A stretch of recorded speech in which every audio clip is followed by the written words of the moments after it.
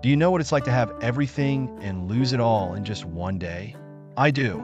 I am Job, and this is my story. I was the most prosperous man among all the people of the East.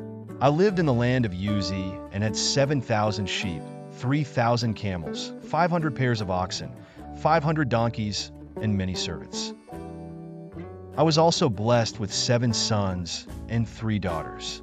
I was considered by everyone to be a man of integrity and righteousness, who feared God and shunned evil. When my sons held feasts in their homes and invited their sisters to eat and drink with them, I would prepare purification rituals for them. At dawn, before the sun even rose, I would offer sacrifices to the Lord for each of them, thinking, perhaps my children have sinned and cursed God in their hearts. But one day, while my sons and daughters were feasting and drinking wine in the house of my eldest son, suddenly a messenger came to me and said, "Job, the oxen were plowing, and the donkeys were grazing nearby, and the enemies attacked and took them away. They killed the servants with the sword, and I am the only one who escaped to tell you." And while that man was still speaking, another arrived and said to me, "The fire of God fell from the heavens, Job, and burned the sheep and the servants, and I am the only one who escaped to tell you."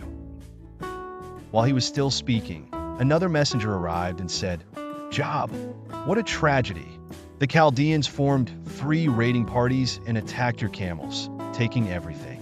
They killed the servants, and I am the only one who escaped to tell you." And as if all that wasn't enough, another messenger came to me saying, "Your sons and daughters were feasting and drinking wine in the house of the eldest brother when suddenly a powerful wind came from the desert and struck the house at all 4 corners. It collapsed on them, and now they are all dead. I am the only one who escaped to tell you." At that moment, I was devastated, unable to believe it. I tore my clothes and shaved my head, falling to the ground, groaning and suffering greatly, for my greatest fear had come true. How painful it is to lose everything I had achieved until that day. Then I took a piece of broken pottery and scraped myself with it while sitting among the ashes. As I wept, I bowed before the Lord and declared, "Naked I came from my mother's womb, and naked I will depart. The Lord gave, and the Lord has taken away. May the name of the Lord be praised." Seeing my despair, my wife asked me, "Do you still maintain your integrity?" Then she told me to curse God and die. Those were the words that my own wife spoke to me, but I replied, "You are talking like a foolish woman. Should we accept good from God and not trouble?" Even after losing my children and my possessions, I did not blame God for my losses. When my friends Eliphaz, Bildad, and Zophar heard about all the troubles that had come upon me, they left their homes and came together to comfort and console me. All 3 were older than I was. When they saw me from a distance, they could hardly recognize me. They began to weep aloud, tore their robes, and sprinkled dust on their heads. My friend sat on the ground with me for 7 days and 7 nights. My 3 friends tried to console me. They wanted to help by explaining why God allows people to suffer, for they believed I was suffering because I had done something wrong. They said I should acknowledge my sins and ask the Lord for forgiveness, so He would bless me again. But I knew I had done nothing wrong. My life was fully devoted to God, and the worst part was hearing my friend Bildad say that my children brought their deaths upon themselves. Even my friends no longer believed in me. They were so certain that my problems were a sign of God's judgment that they began saying things that made me feel even worse than I already did. But I continued to fear God and shun evil.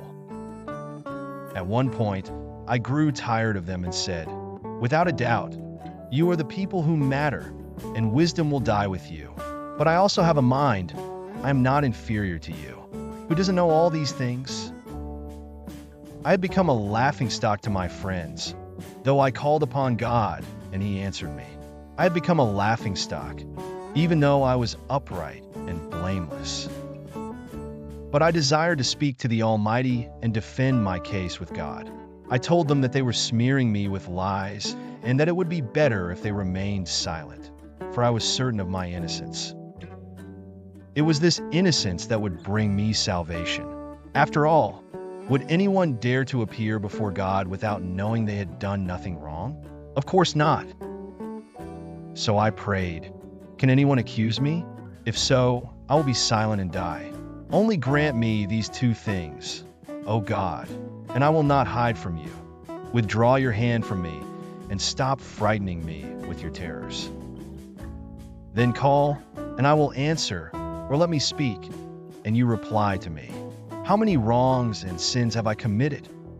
I was ready to face God and ask him to show me my offense and sin. "God, why do you hide your face and consider me your enemy? You fasten my feet in shackles. You keep close watch on all my paths by marking the soles of my feet." I also told the Lord that the suffering was too much for me, that I was bitter, anxious, and afraid. But even without understanding why the wicked prosper and the righteous suffer, I couldn't rebel against God.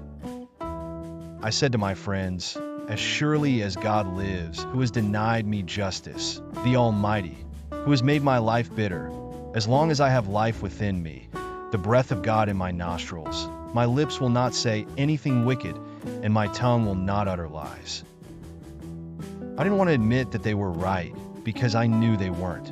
I wouldn't deny my integrity and my faithfulness to the Lord until the moment of my death.